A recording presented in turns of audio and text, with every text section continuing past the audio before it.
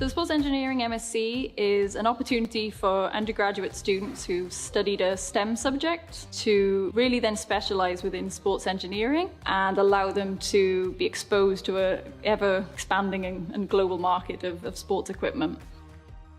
I feel Loughborough ranks so highly in sports-related subjects because of the state-of-the-art facilities and having the courses related to sports that draws everybody else in.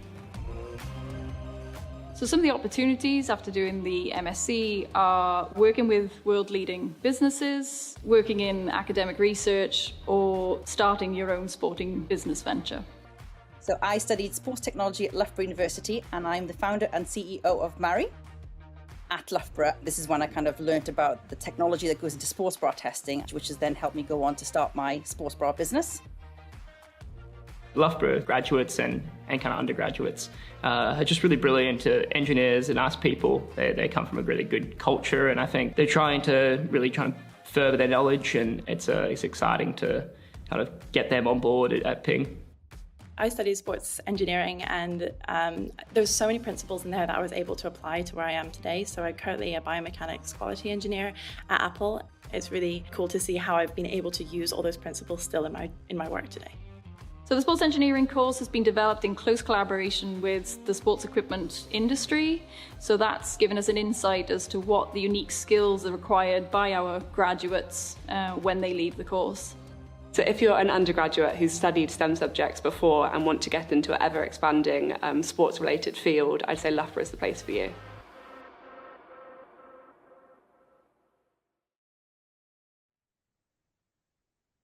Okay. So welcome to the Pascal Forum, Technology Revolutionizing Sports. Today, we have the privilege of hosting Professor Andy Harland, a distinguished figure in sport and technology integration. Professor Harland, thank you for joining us today. My pleasure. Today's discussion is the application of in sports and how technology is revolutionizing the landscape. Today, we anticipate this discussion to inspire students who share a passion for both STEM learning and sports enthusiasts, including members of the Raffles softball team, comprising me, Sashil, and Terrence, and Kush, who is in the rugby team. So let's commence our conversation with the first topic, which is on sport biomechanics and athlete performance analysis. So Professor Harland, as a leading expert in sport, could you provide an overview of how biomechanical principles are employed in sports and their significance in athlete performance analysis and improvement? Perfect. Well, thank you very much for having me with you.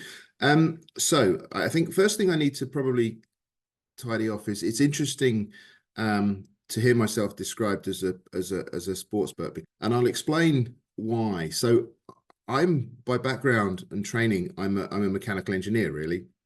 I did a general engineering degree. And virtually all of my activities have been very much in engineering.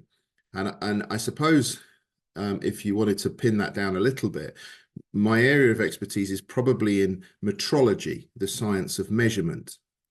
And I've applied a lot of those measurement principles into the field of sports and measured movements and kinematics and these sorts of things of humans. And so perhaps it's understandable that to the outside world, it looks like I'm an expert in biomechanics, but that's not really what I'm expert in. I work in partnership with colleagues who are experts in biomechanics, but my real focus is on how do we measure what is difficult to measure, what is necessary to measure, what is perhaps what has not been measured before.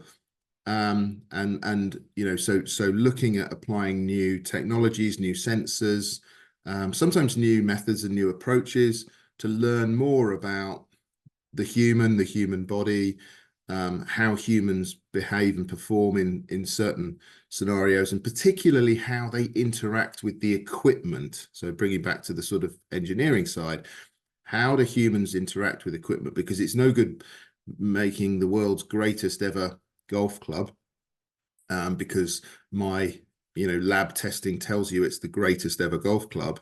If a human being doesn't, if a human being thinks it's bad, then we failed in our mission. Thank you very much, Professor Harland. I think it's like quite inspiring for us, especially given that we're probably thinking of pursuing more pure subjects like physics and not more into the biomechanical side, but we can still see through you about like the applications of these more abstract or like pure subjects into the realm of sports, which is most of our interests. Mm. So, Yeah. sorry. Do I want to follow up a little bit on that? And I speak obviously as somebody who spent pretty much all of my working life in an engineering school within the university. So I see plenty of engineering beyond sport into the more mainstream sectors, the automotive sectors, the medical technology sector, the construction sector, these sorts of things. What is clearly true in engineering is that engineers design and build things to be straightforward and easy to understand. And what that means is a lot of the measurements that you need to take from man-made systems are actually quite straightforward. They were designed to be monitored. They were designed to be easily measured. Whereas the human and the environment in which sport is played, it was never designed that way. So actually, for me, I see more greater challenge in applying engineering principles into worlds that were not designed by engineers. And it gives freedom to experiment, to try things, to be prepared to get things wrong, and sometimes every so often to learn something. Yeah, it is indeed like a very interesting like field. So, Professor Harland, in your extensive career, you've witnessed the evolution of sports equipment design. So, looking forward, what do you think are the potential breakthroughs in material science and perhaps engineering that could revolutionize the construction of sports gear, ensuring both enhanced performance and clear safety? So really good question. I suppose the position I find myself in is if you like the hub of a wheel. So I think the way I visualize what you've just described is I'm a central position of a hub with various spokes that come off in different directions. So for example, into the material science, I'm not a material scientist. If you ask me for the chemistry of the latest materials that are coming online and what might be possible in the future, I have no idea. On the other side, if you look at, even to look right into the, if you like, the world of sociology, or as I see sociology, the way that society is influencing what happens next. There are major drivers and causes that are dominating the news headlines, certainly in the UK where I am, which look at issues of equality, issues of sustainability, carbon footprint, all of these sorts of issues. To some extent, they are dictating what will happen next, because your generation, more so than my generation, have a much greater awareness of the impact that what you're buying and what you're wearing and what you're doing is having on the planet. And there are, I'm grateful for the younger generation to not be too angry with my generation, because we didn't really have these considerations when we were growing up. And in certain parts of the world and in certain areas, maybe we're in danger of leaving a bit of a mess behind, and it'll be for your generation and future generations to try and put some of those things right. So, the world I sit in is almost one of communicating information two ways. As I see new chemistry, new technology arriving in the material science sector, they might not have an idea of how that material can be developed and how it can be applied to something useful. Whereas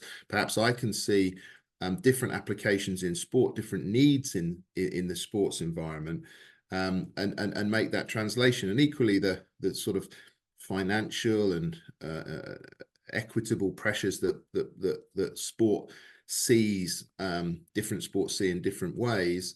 We can play back to the sort of more fundamental science. So I think, whether it be how available equipment is, are there certain sports that are in danger of becoming only sports that can be played by the wealthy people in wealthy nations, and therefore we lose some of the thrill of sport, which is that anybody can win. That would be probably bad for the future of sport. If we are increasingly seeing cheaper and cheaper products, but at the detrimental cost of working conditions in other parts of the world, or the sort of waste products that we're generating, and the energy we're using, and the water we're using in other parts of the world, that doesn't feel like a good thing to me either.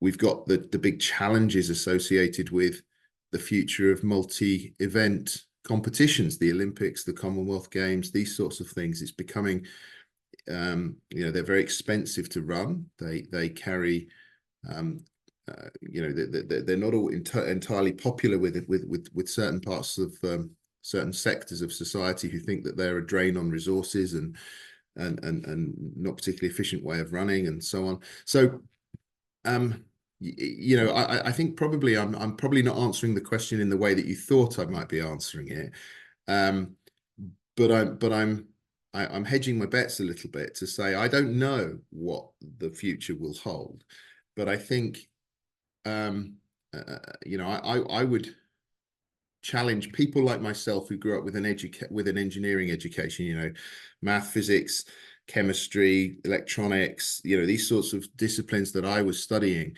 I didn't really pay too much attention to the world around me and to the news stories and to the politics and so on. And what the position I find myself in now is I really have to start doing that, because it's only by being aware of the world that we're operating in do we truly understand how engineering can really be applied well, responsibly, to solve problems, solve the real problems, and hopefully, using sport in my case to make the world a better place, a more enjoyable place, a fairer place, a place where people can, young people can be aspirational and have ambition and have dreams.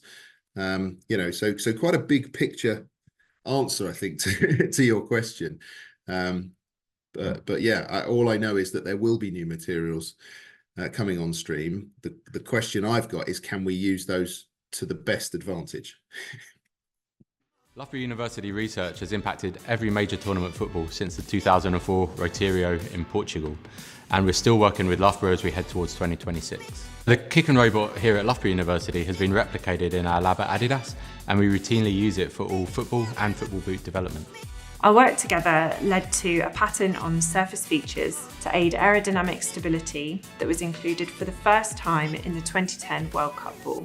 Our tomographic particle image velocimetry has really shone a light on the complex vortex shedding that takes place in the wake of a ball in flight. Our detailed analysis of the impacts that last only a few milliseconds has revealed how some of these materials behave under rapid loading. This has supported the development of football products that perform under massive global scrutiny. Thank you, Professor Harland, for your insights into the interdisciplinary and complex nature of sports, as well as its impacts on future generations and your role in this very large industry. Because after all, sports should be played by the people, for the people, and should be done for the greater good. So, talking about major sporting events, let's move on to our next topic, which is the FIFA World Cup footballs and technology's impact. So, drawing from your experience working with FIFA on World Cup footballs, in what specific ways has technology influenced the design and manufacturing of these footballs? And more broadly, how has this technological impact translated to the game itself? Yeah, really, another really good question. So I've been involved with the development of footballs for some time now, actually, over 20 years. And if I think back to the sorts of footballs that were used 20 years ago, these were generally, I'm not old enough to remember really the leather balls that people used to play in back in the day, but these were synthetic balls made from sheet materials that were then stamped into typically hexagons and pentagons. And if you want to get into the mathematics of how you could arrange different shapes into spherical objects, there's a whole world that you can get lost in there. But effectively, a truncated icosahedron allows you to assemble 32 panels, so that's 12 pentagons, 20 hexagons, into a spherical object, actually based around carbon. The carbon-60 atom is the sort of most efficient way of arranging 60 nodes in that way. And so what that meant was you were producing sheets of material, you were stamping out, you were punching holes around the edges for the stitching, and then you were sending it away to be manually stitched together. So all the elite level balls used in the World Cup were hand stitched up until 2002. And so what the project I was involved in with Adidas really was to initially to explore how new materials, new manufacturing processes, new assembly methods, which would allow the ball to be made without manually stitching the panels together, so effectively gluing and bonding the balls together. And really how, if they're going to make that change, what tests and measurements need to be put in place to make sure that the ball still operates like a football, so that when the general public are watching the games and when the players are playing the games, they're not saying, whoa, whoa, whoa, what's happened to this football? We can't play with this. So in a sense, it was massive changes were needing to be made. And there were lots of drivers in the background that hidden behind those. So, you know, manufacturing efficiencies, the amount of air miles that the balls were having to do, and so on, and the control over the designs that the manufacturers were able to bring. But in some respects, yes, they wanted to improve the game, but they definitely didn't want to make the game worse. And so a lot of the tests that I was involved in developing, and a lot of the computer modeling that we were doing of the ball, was to basically expose the ball to extreme situations and monitor how it performed in those situations, because, you know, the last thing you need is you know, the penalty in the World Cup final that's going to decide the winner, and the player, you know, hits the ball in a particular location on its surface that causes a deformation that's asymmetrical, and the ball veers off to one side and things like this. And now, to some extent, nobody will ever know that, because the player would just look a bit silly. And that's a bit harsh if it's not the player's fault. And so a lot of the work that we were doing was, how do you measure consistency of footballs? How do you measure the uniformity of footballs? At that time, there was a change as well, which you guys probably won't realize, that a lot of elite level football matches before then were played with one single ball. And if it got kicked into the crowd, it got returned. So the players could get used to the ball that was being used in that match. Whereas obviously now, a ball goes out of play and a different ball is thrown back into play. And so the need to make sure that there was good consistency between balls was quite important, because again, the players would notice small changes if the next ball that came on was different to the one before.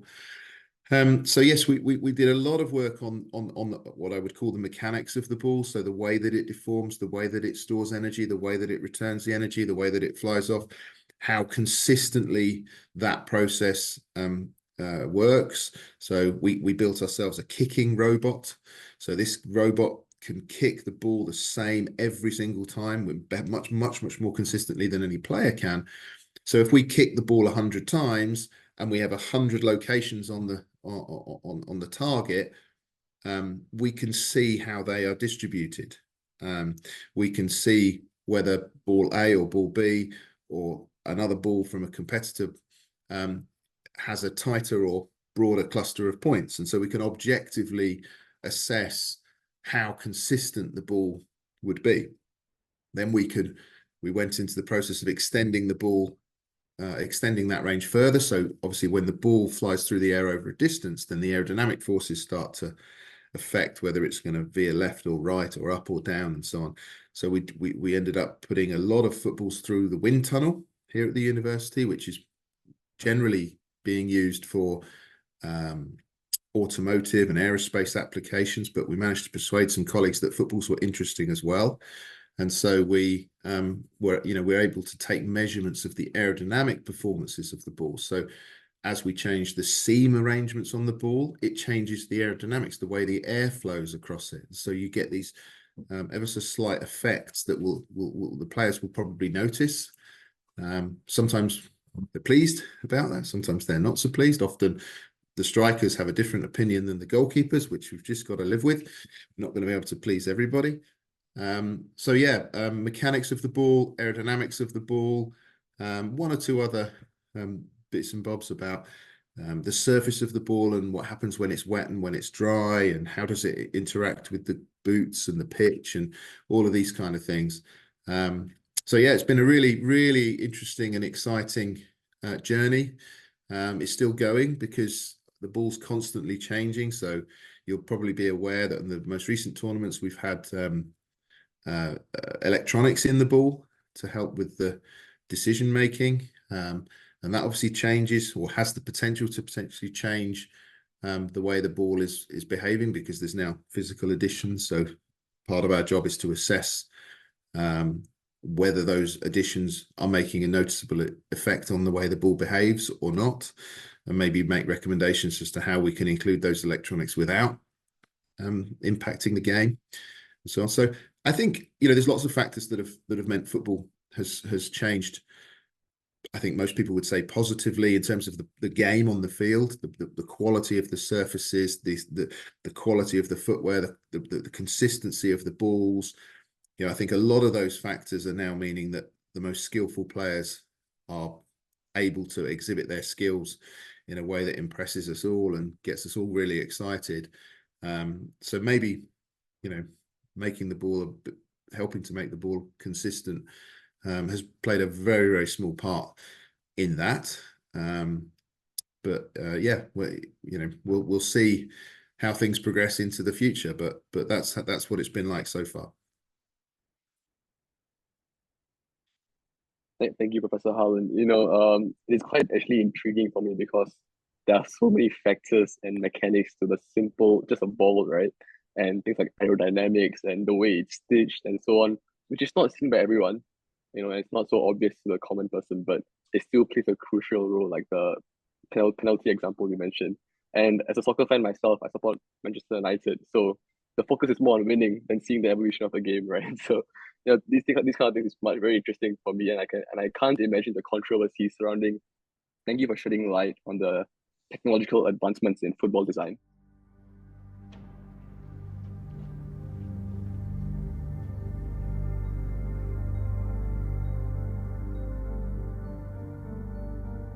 So we started looking at head injuries in cricket some years ago. Cricket had undergone a bit of a change. 2020 cricket had come along, and the sorts of shots that players were attempting were changing. They were becoming riskier, and the number of head strikes appeared to be on the increase. On a few occasions, we were noticing that players were suffering injuries despite wearing a helmet. Craig Ranson, who was working for the International Cricket Council Medical Committee at that time, started to collate some injury statistics that showed a number of very serious injuries from ball strikes to the facial region of players whilst wearing helmets. At that time, we realised that we had a very old helmet system. The standard hadn't changed for some time, probably 10 years at least before that. And we also probably didn't understand enough about the properties of a cricket ball and the damage it might do. So Loughborough Sports Technology Institute was, our first port of call really to try and help us explore some of the science and understanding behind where the deficiencies in our knowledge were. Firing.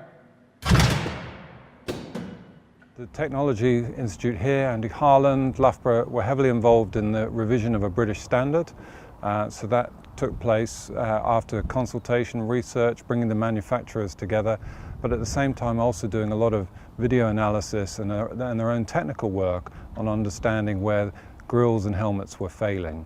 And it was noted that there was a number of facial injuries around there, either through the ball penetrating through the helmet or actually deforming the grill back onto the face.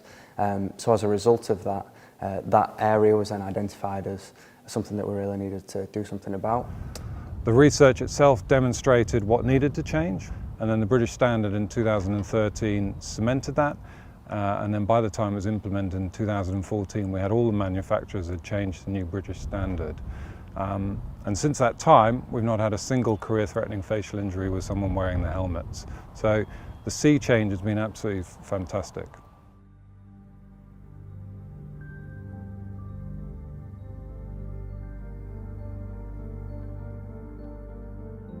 So Phil Hughes' tragedy hit the game really hard. It hit all of us. I know it hit Cricket Australia, and indeed there was a coroner's inquest into it. And I think what was clear was that whilst helmet technology has moved on, it still needed to evolve. And so since then, ourselves, Loughborough Sports Technology Institute, and Cricket Australia, and a number of other partners and manufacturers have been really working hard to try and understand how to best make an additional component to the current helmet standard that protects the players. A number of players will now wear neck protectors, and for a number of years, these neck protectors were not subject to any standard testing. So we've worked again with the British standards and a number of partners to develop a test which has been included in the standard, which requires all of those neck protectors to be certified so that the players and the authorities can be confident that these meet a safety standard to give confidence to those people that are wearing them. So the overall aim of this project is to just make cricket as safe as possible. But what we're really looking to do is take those really uncommon events and try and prevent them even more. Whether that is on one end of the spectrum, death, to the other end of the spectrum, so mild concussive type injuries. Looking to understand those better and just prevent that whole spectrum from occurring, or at least mitigate some of the risk or severity of that. So the research that we've been undertaking in cricket has revealed some insights that may well be relevant to some other sports. Over the coming years, we're going to start to look at investigating different types of collisions that may be present in different sports, and noticing the similarities so that we can share good practice across the sports, but also identifying key areas of difference where we might need to take different approaches to preventing injury in the first place, or diagnosing or treating injury. And we'll be working with medical partners across all of these sports to try and make a contribution to make sport a safer place. The work that Loughborough University have done for cricket over the last few years is very useful to us. That there are many similarities. We have many of the same issues: similar sized balls, similar speed, both using a hard wooden stick or bat. So the potential for the injuries are similar, and therefore a lot of the work that cricket has funded and Loughborough have undertaken potentially could be a benefit to hockey. So absolutely we can't rest on our laurels. We think that the game is obviously there to be enjoyed and played, but at the same time we need to mitigate risk. So we want the welfare of players at every level, of coaches, of those within the game, to be paramount. We don't think the British standard necessarily is the end story, and actually we want to approach a new standard in a few years' time that's even higher. So not just facial injuries, head injuries, but actually minimising any form of injury, such as a concussion or something that's maybe a little bit more low grade.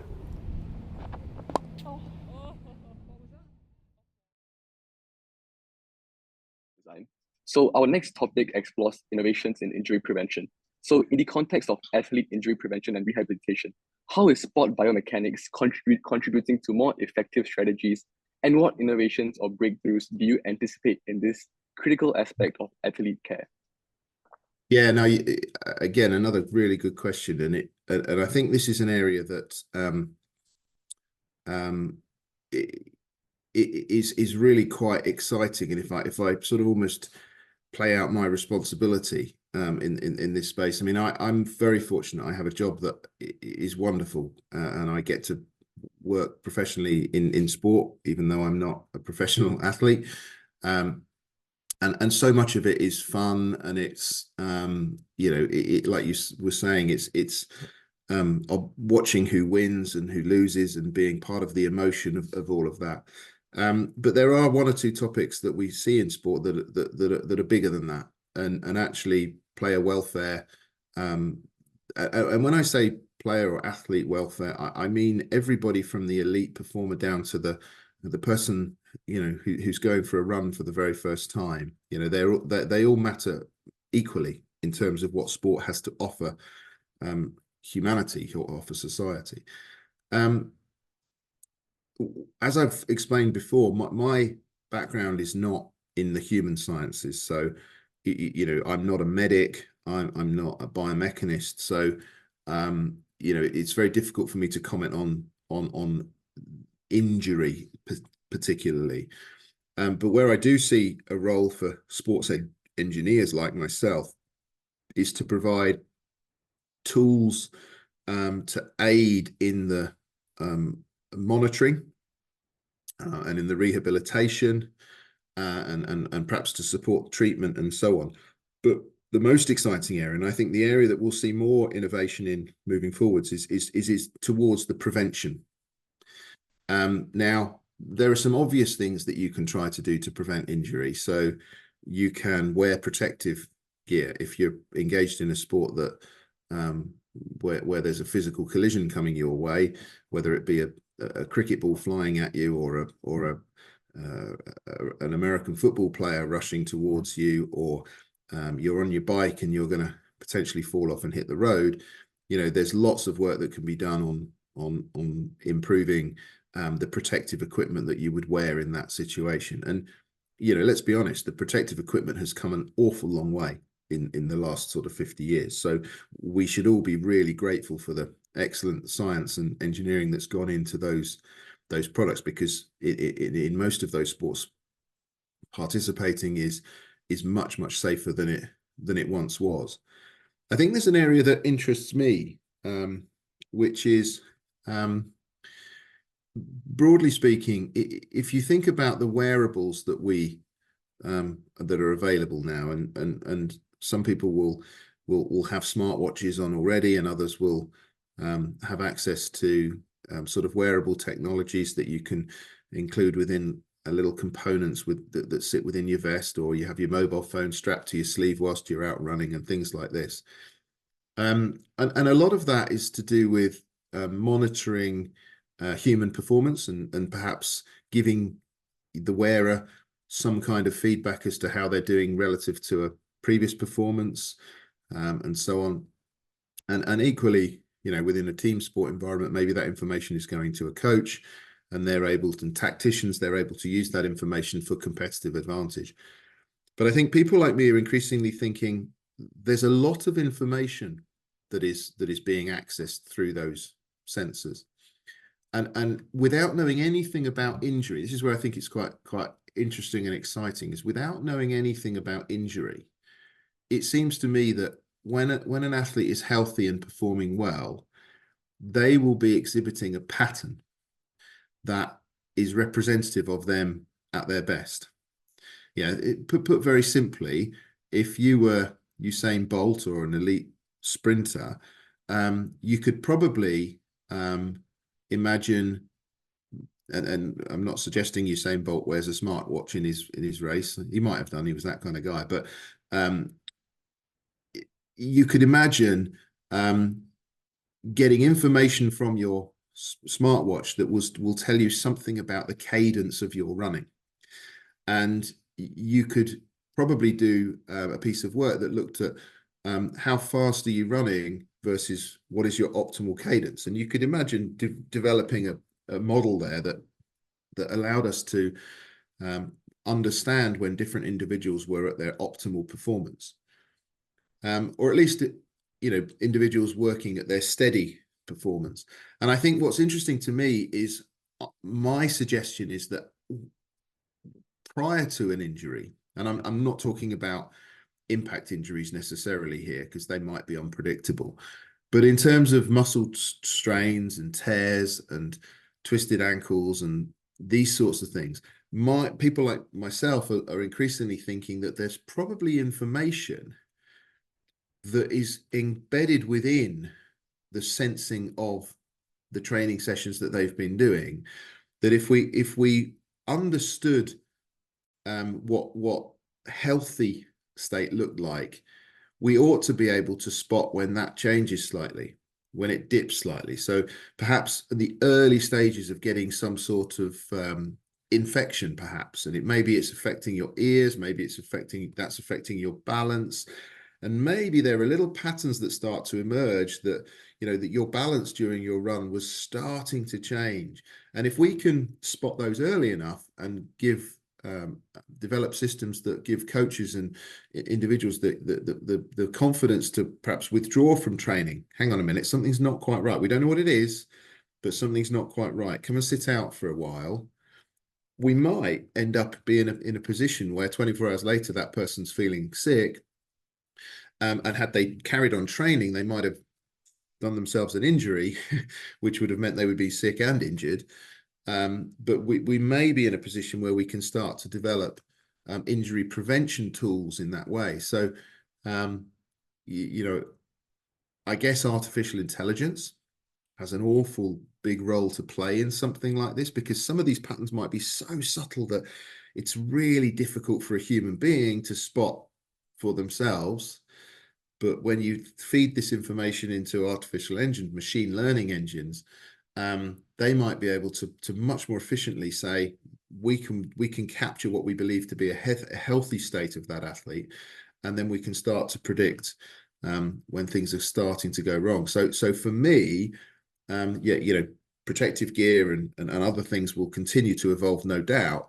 But for me, the exciting world is, can we start to prevent injuries happening in the first place? And that, for me, is an untapped world, because if you guys wanted to spend the next 10 years on that, then and get it right, then you'll be millionaires.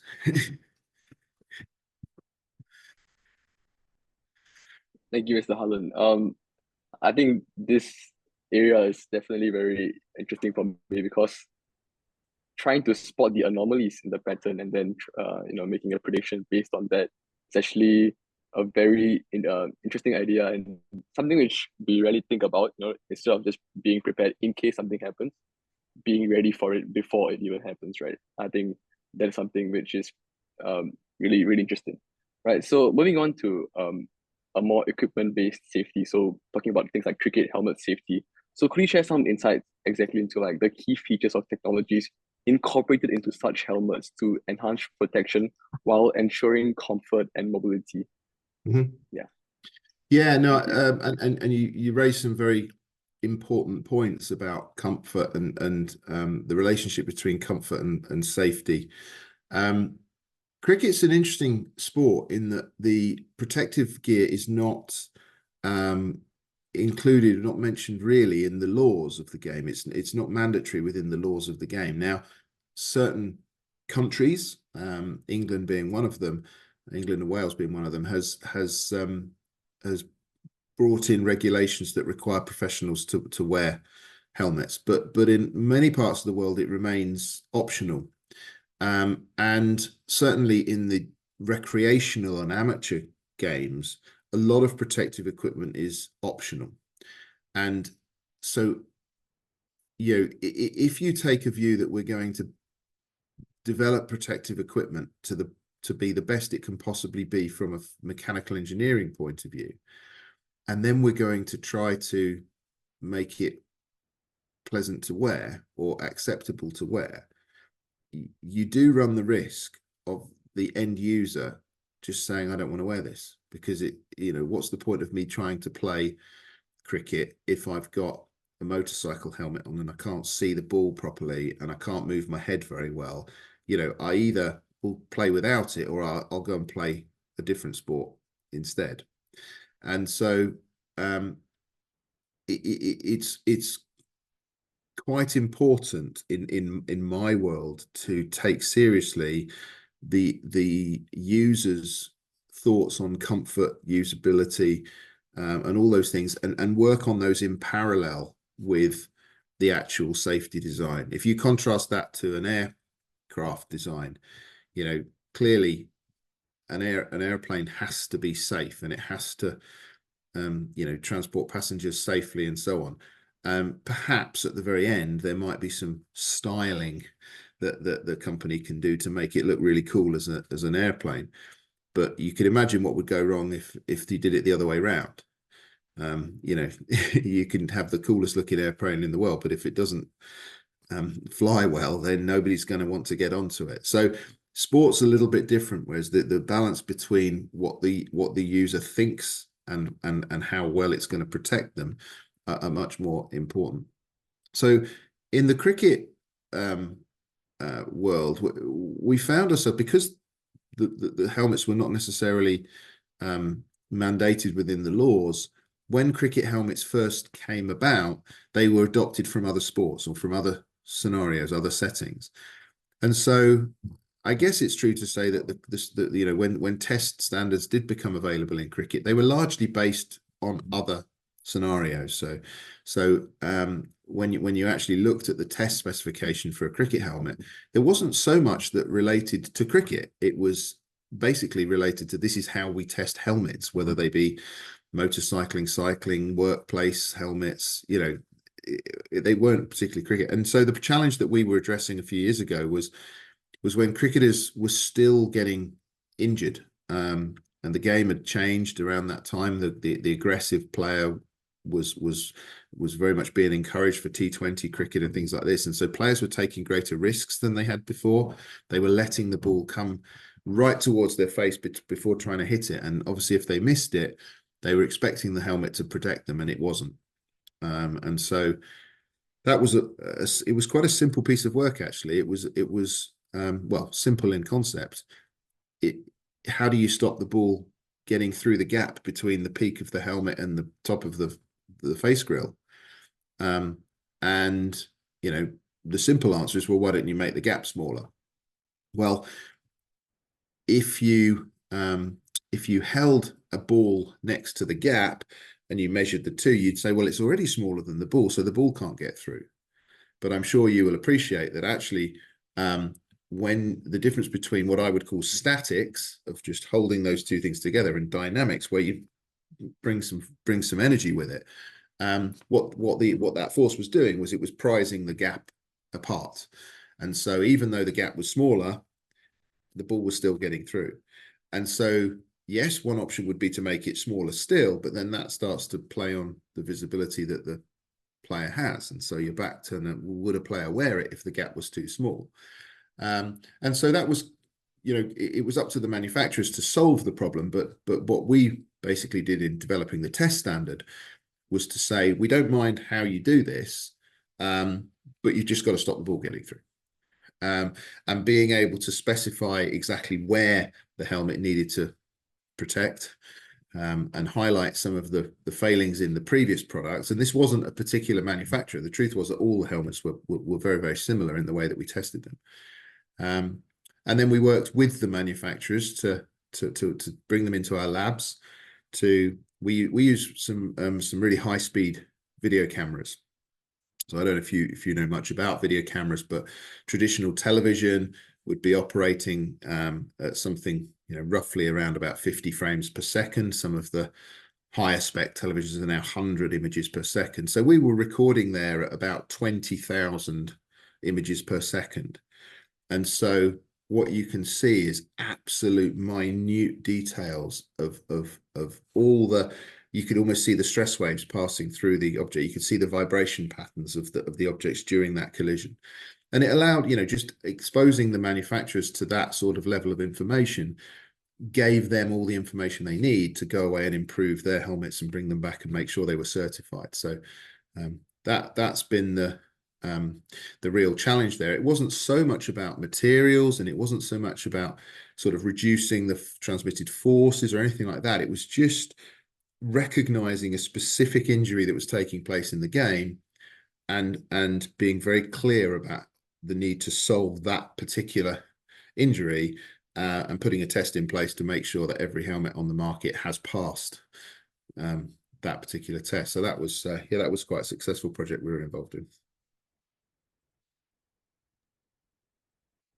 Thank you, sir, for not only the history of the standards for test cricket, but also the whole problem-solving process that you guys went through in order to reach such a successful result. So thank you for highlighting the importance of injury prevention in sports as you've done.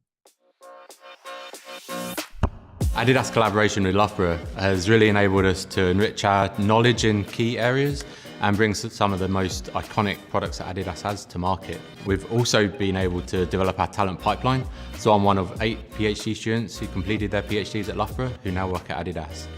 Loughborough and Adidas have been continually collaborating since 2002, and we encourage multidisciplinary teams, and we've been working across projects aimed at making sport safer and more accessible so that people can perform at their best. Adidas have worked with Loughborough University to really understand how humans respond to hot or cold environmental conditions, and that's been really key to driving some of our biggest product franchises like our Climacool range. Athletes' muscles can get cold in between their warm-up and their event, especially in track cycling, and that insight led to the Adidas Hot Pants, which helped Chris Hoy win gold at the London 2012 Olympics. For many women, participation in sport and exercise isn't that easy. Women come in all shapes and sizes, and bodies can change through different phases of life. By taking a fundamental look at how women's bodies move during dynamic exercise, we're trying to underpin essentially the measurement and the design that goes into support garments for women to make sport more accessible. Loughborough University research has impacted every major tournament football since the 2004 Roteiro in Portugal, and we're still working with Loughborough as we head towards 2026. The kick and robot here at Loughborough University has been replicated in our lab at Adidas, and we routinely use it for all football and football boot development. Our work together led to a pattern on surface features to aid aerodynamic stability that was included for the first time in the 2010 World Cup ball.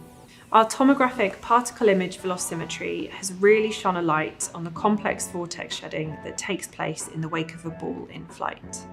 Our detailed analysis of the impacts that last only a few milliseconds has revealed how some of these materials behave under rapid loading. This has supported the development of football products that perform under massive global scrutiny. This expertise in understanding short duration collisions has been shared across other sports. For example, the new international standards that are now in place to govern cricket helmet performance are based upon Loughborough research. At Adidas, we believe that sport has the power to change lives, and that means taking sport to a wider and more diverse population. Our research with Loughborough University enables us to really understand the fundamentals of our products that will enable us to do that. We've also pioneered lots of industrial placements with Adidas, as well as supporting lots of undergraduate and master's student projects alongside our PhD students.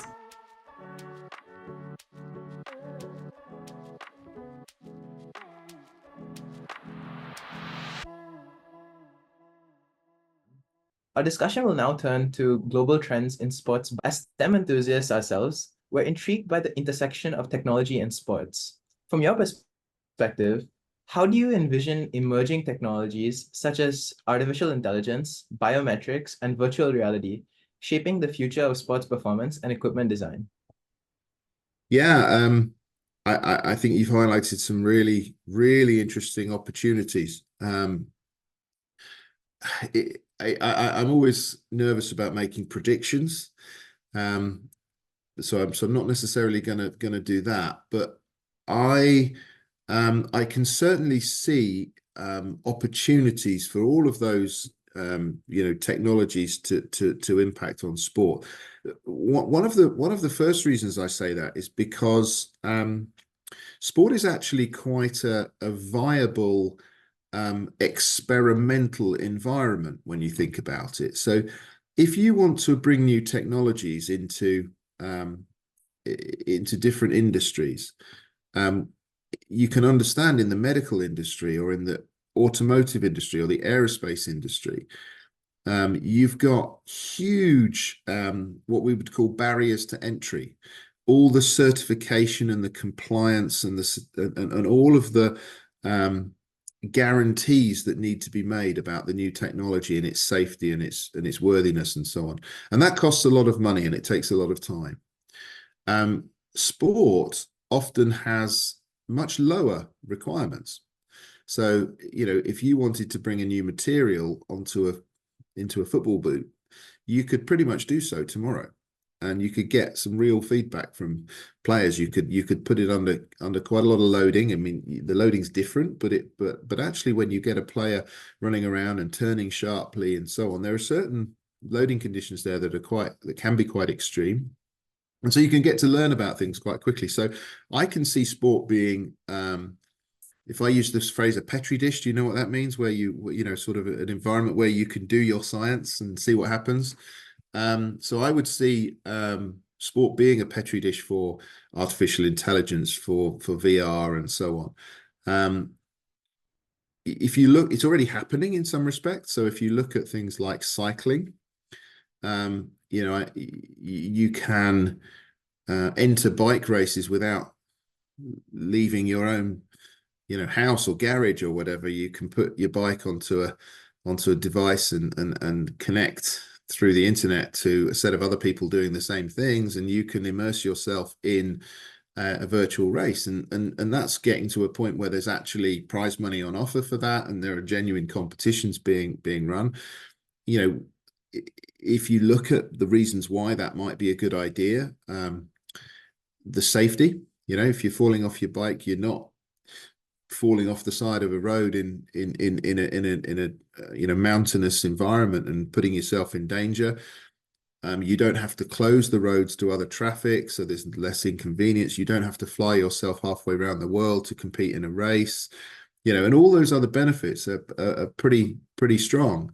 There are some challenges about how you ensure that the data that's coming out of each person's bike is comparable if they're all using slightly different sensors and systems, but I think they're there to be overcome. So I think those sorts of virtual reality, certainly to be able to train in more realistic environments, to perhaps give athletes a better experience of what life will really be like in the stadium or in the noise and in the environment. I guess you'll never totally be able to replicate it, but you can probably get closer than we had before. Sports data is massive now. There's so much data being generated through sport from both health perspectives, but also competitive advantage perspectives. Anywhere there's large numbers of data, you will probably find artificial intelligence following soon afterwards to try to make some sense of that. I think the thing that I would flag there, though, artificial intelligence is only really as good as the questions that it's being asked to solve.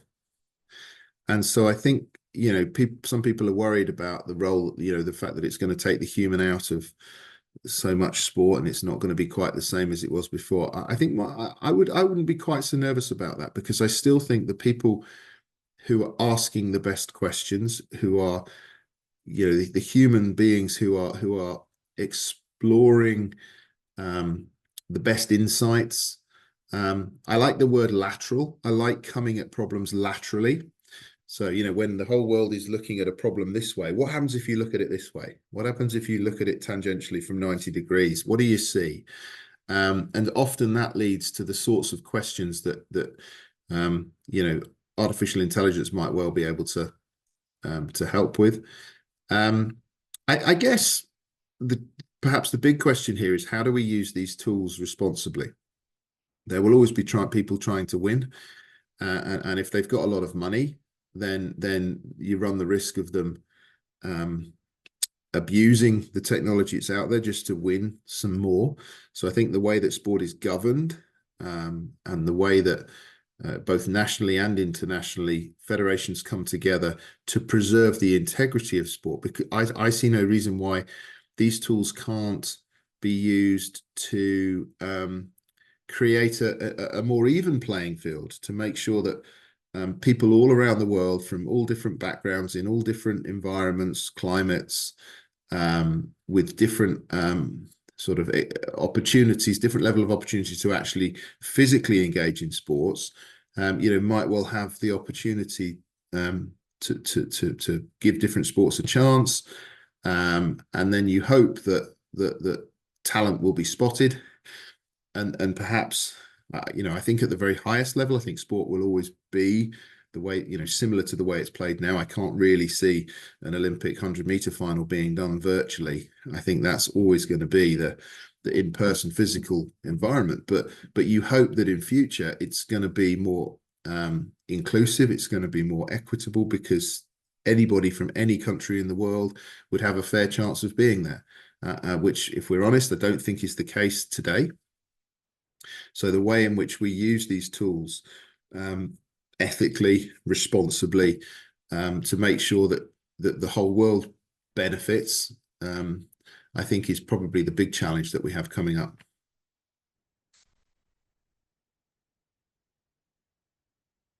Thank you so much, Professor Harland. I really do find it interesting how the lower barriers to entry and the less tight and restrictive regulations on introducing new technology in the sports industry actually makes it a really viable avenue to test out novel technology, which would spur like rapid innovation and make the sports industry definitely more advanced. And I do agree that AI definitely can't supplant the human aspect in sports technology, as AI's capabilities are highly contingent on the direction that we humans wanted to explore. And as such, it is all the more important that this tool is guided in a direction to support equity and inclusivity. For over 20 years, I've led a research partnership with Adidas that has allowed us to apply cutting-edge science, technology and engineering to the development of new products that have been brought to market by Adidas. It's been a great journey for me. It's been the most important partnership, if you like, of my career. I never dreamt that I would get to look into the science of some of the sports products that we have in such depth. So the projects we've undertaken have varied from football products like the balls that are used in major tournaments, through footwear, through clothing, that have allowed us to really apply best practice in engineering to the design and development of sports products.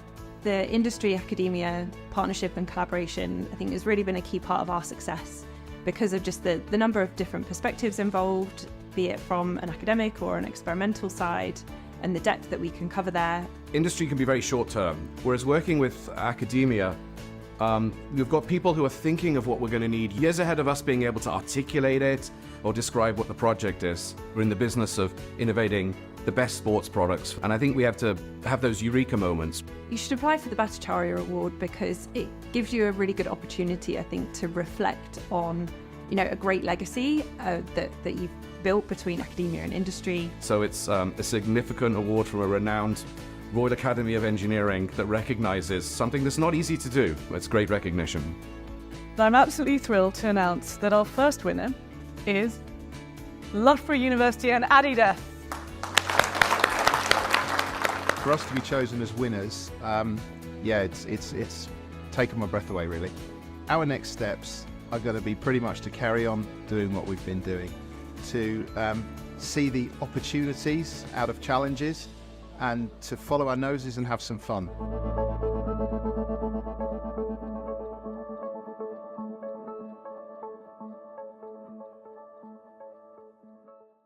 So let's move on to our next topic, which is on Adidas partnership and cutting-edge sports research. So your long-standing partnership with Adidas has recently been recognized with the Royal Academy of Engineering Bhattacharya Award for the Best UK Industry Academia Partnership. So could you share some insights into the application of cutting-edge sports research in a collaboration with Adidas, and how does this research contribute to making sports safer, more accessible, and enhance athlete performance? Yeah, So yeah, we were really pleased to win the award last year from the Royal Academy of Engineering. We were surprised, pleasantly surprised, but really, really grateful. So it's been the first thing to notice, it's been a real team effort, both within our university, but also within the company. It's involved, I don't know, probably 40 or 50 people on both sides over a 20-year period. So, and you know what, it's been fun. And I know I'm probably not supposed to say that. That's not probably what I'm supposed to say as the first thing, but it's been engaging. It's allowed us to meet some really interesting people, to be faced with some really interesting problems, and to support each other over that 20-year period. A big part of it, actually, looking back, has been an educational piece. You know, those of us that were around at the beginning of that have changed immeasurably. You know, we've been fortunate enough to be exposed to so many interesting questions and be able to get in our labs, be able to get out in the field with athletes and test, run experiments, design experiments, explore, analyze results, and learn from it. And you know, we've conducted many PhD programs alongside it. So you know, there's now probably 30 individuals out there who have doctorates, all of whom have benefited from being part of the research into sports equipment that's been done between the company and Loughborough, both in my group, which is largely engineering, and then there's an environmental physiology group also at Loughborough, led by Professor George Havanath, which is world class in the work that they're doing. So understanding how human physiology is affected by the equipment that they're using, the clothes they're wearing, the environments that they're performing in, and so on. And so, you know, the cross-disciplinary nature of bringing experts together from different backgrounds. I use the phrase confident humility quite a lot.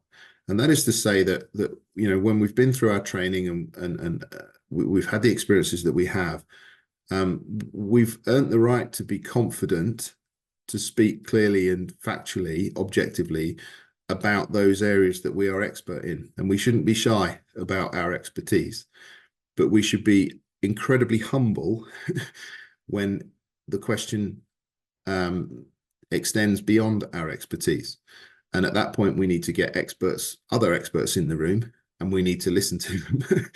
And I think that's one of the benefits of one of the things we've learned and we've been able to put into practice. Is one of the reasons why we've had so many people involved in these projects is that we have needed to go beyond to get specific expertise, and we've worked with people who are similar to us from different areas. So they're interested in applying what they know confidently, but also learning what we can bring into projects like that. And I think whether that's Adidas in sport, or any discipline in engineering, or perhaps any discipline beyond engineering, the reality is that it's very unlikely that one person is going to have the answer by themselves.